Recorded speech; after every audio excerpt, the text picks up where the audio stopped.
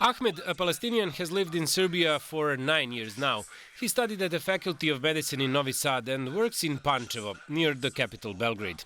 In between his shifts, he catches up on news about the war on Gaza. War started when I got the job. It was hard to me and patients. When they found out that I'm from Gaza, they were crying. They all asked about my family, about Palestine. They were very empathic. While many Serbians support Palestinians and have sympathy for their suffering, the state seems not to be on the same page. Serbia exported weapons and ammunition to Israel worth more than $41 million last year. It's 30 times more than in 2023. These numbers are a result of a joint investigation between Balkan Investigate reporting network BIRN and Israeli left-wing newspaper Haaretz.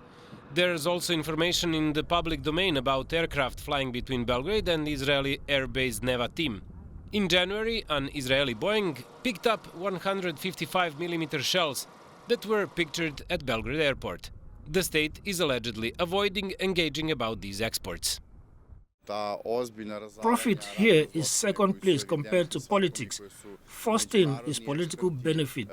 When you see international negotiations, when there is tolerance on what Vučić agrees to on behalf of his people, Rio Tinto, mining concessions, exporting weapons, Iran's political value. Even though profit for the Serbian arms industry is a major factor, some say other motivations are at play.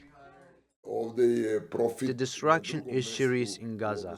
War crimes are evident to everybody. No country wants to be connected to that. Serbia doesn't want to ruin relations with the Arabic world, but it is clear that the West is the most important to President Vučić. We went through bombings, and we should be neutral here, as with the Ukraine situation. It's a shame that Vučić went this way, because we are one of the rare nations in Europe that can understand both sides. We can be a bridge of pacification, and Belgrade could have been a city for negotiations.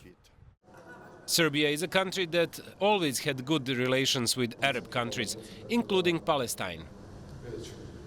They are buying support of the West by exporting weaponry to Israel.